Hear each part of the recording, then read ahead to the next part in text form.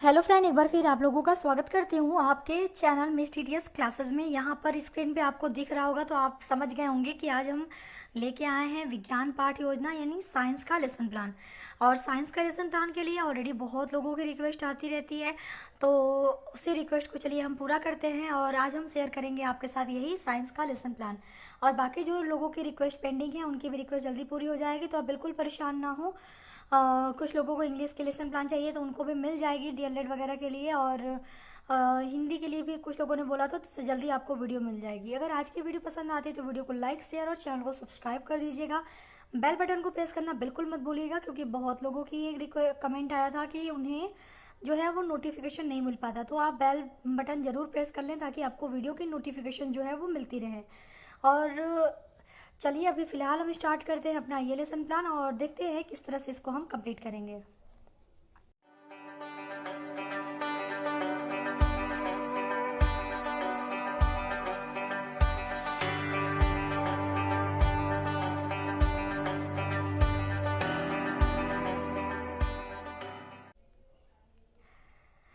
तो यहाँ पे सबसे पहले आपको लिखना है विद्यालय का नाम, फिर छात्राध्यापिका का नाम और फिर दिनांक हमारा आता है, और उसके बाद कक्षा लिखेंगे। तो कक्षा हमारा 7 है। बाकी की चीज़ें जो है आप अपने अकॉर्डिंग लिखेंगे, जो भी आपके विद्यालय का नाम होगा, आपका नाम होगा और जिस डेट पे आप ये लेसन प्लान बनाएंगे। फिर हमारा विषय है विज्ञान और कालांश हमारा फर्स्ट है। वर्ग हमने ए रखा है, अवधि हमारी 30 मिनट की है।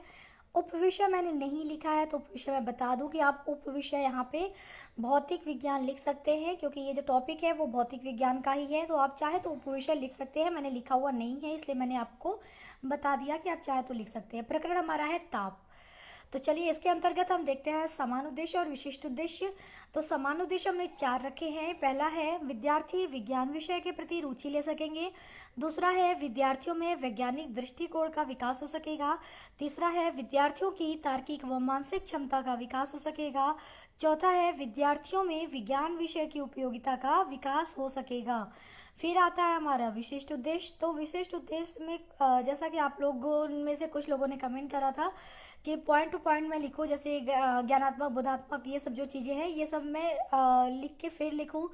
तो उनके लिए है कि ज्ञानात्मक पॉइंट में आप लिखेंगे छात्र ताप का प्रत्यास्मरण कर सकेंगे। दूसरा है अवबोध, तो छात्र ताप की व्याख्या कर सकेंगे। तीसरा है कौशल, छात्र ताप की जानकारी प्राप्त कर सकेंगे। चौथा है अभिरुचि, तो छात्र ताप के बारे में जानने में रुचि ले सकेंगे।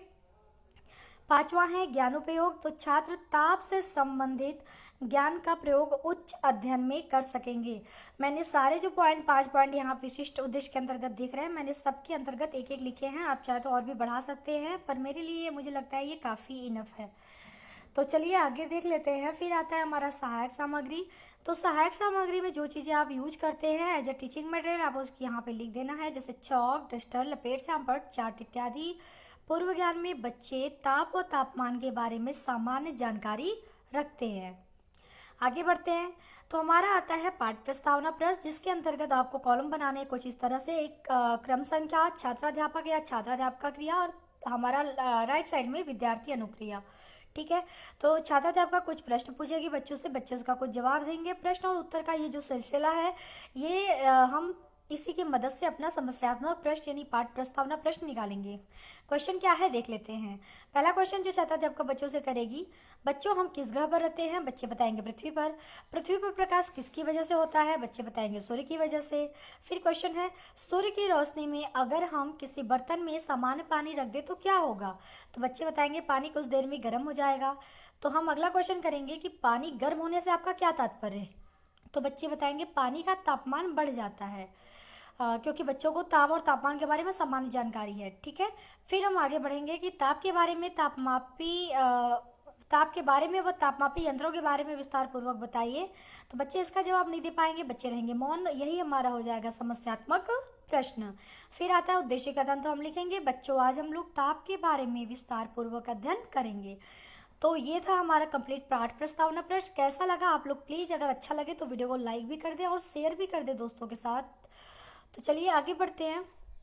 फिर आता है हमारा पाठ प्रस्तुतिकरण। तो पाठ प्रस्तुतिकरण में कुछ इस तरह से आपको पहले कॉलम बनाने हैं। शिक्षण बिंदु, छात्राध्यापका क्रिया, विद्यार्थी अनुक्रिया, शिक्षण विधियाँ, फिर लास्ट में हमारा आता है सैंपल का, जो कि मैं पाठ प्रस्तुतिकरण के बाद आपको दिखाऊंगी। तो एक एक करके चलिए देख लेते हैं। पहला हमारा शिक्षण बिंदु है ताप का अभिप्राय। तो छात्राध्यापका पहले कुछ विकासात्मक प्रश्न करेगी, फिर उसका स्पष्टीकरण देगी। तो पहला जो विकासात्मक प्रश्न है, सामान्य पानी को धूप में रखे तो क्या होगा। विद्यार्थी अनुक्रिया में लिखेंगे हम, यानी बच्चे इसका जवाब देते हैं कि पानी गर्म हो जाएगा। फिर हम दूसरा क्वेश्चन करेंगे, ताप से आप क्या समझते हैं। तो बच्चे जवाब नहीं दे पाएंगे, बच्चे रहेंगे मौन। और ये विधि कौन से यूज हुई विकासात्मक प्रश्न में, प्रश्नोत्तर विधि। तो हमने शिक्षण विधियां में प्रश्नोत्तर विधि लिख दिया।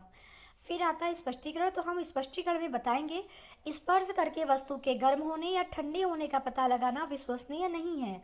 किसी वस्तु का अन्य वस्तु की तुलना में गर्म अथवा ठंडा होने की स्थिति का जिस गुण से पता चलता है उसे वस्तु का ताप कहते हैं। गर्म अथवा ठंडा होना ताप की तुलनात्मक स्थिति को व्यक्त करता है। अतः हम कह सकते हैं कि किसी वस्तु की उष्णता को ताप कहते हैं। ठीक है।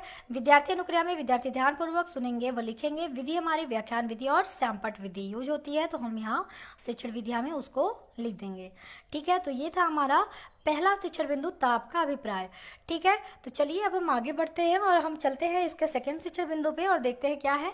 तो सेकंड शिक्षण बिंदु है हमारा ताप का मापन। तो इसमें भी विकासात्मक प्रश्न होंगे। तो पहला विकासात्मक प्रश्न है, हमारे शरीर में बुखार की स्थिति का पता कैसे लगाते हैं। बच्चे बताएंगे शरीर के ताप का मापन करके। दूसरा क्वेश्चन हम करेंगे, ताप का मापन किस प्रकार किया जाता है। तो बच्चे नहीं बता पाएंगे तो मौन रहेंगे। विधि हमारी प्रश्नोत्तर विधि। फिर आता है स्पष्टीकरण। तो हम लिखेंगे, ताप का मापन करने हेतु जिस उपकरण का उपयोग किया जाता है उसे तापमापी या थर्मामीटर कहते हैं। ताप मापन का पैमाना डिग्री सेल्सियस में किया जाता है। फिर विद्यार्थी अनुक्रिया में विद्यार्थी ध्यानपूर्वक सुनेंगे व लिखेंगे। विधि में हम लिखेंगे व्याख्यान विधि और सैंपट विधि। आप यहाँ पे प्रदर्शन विधि भी यूज कर सकते हैं। अगर आप थर्मामीटर चाहे तो आप यहाँ प्रदर्शन विधि लिख सकते हैं, चाहे आप उसका चार्ट पेपर दिखा दें, चाहे आप कोई भी छोटा थर्मामीटर यूज कर सकते हैं दिखाने के लिए। फिर आता है हमारा तीसरा शिक्षण बिंदु, विभिन्न प्रकार के तापमापी। तो इसमें भी विकासात्मक प्रश्न है। पहला विकासात्मक प्रश्न है, ताप मापने के यंत्र को क्या कहते हैं। तो बच्चे इसका जवाब देंगे तापमापी। दूसरा क्वेश्चन हम करेंगे कि तापमापी के प्रकारों के बारे में बताइए। तो बच्चे नहीं बता पाएंगे तो मौन रहेंगे।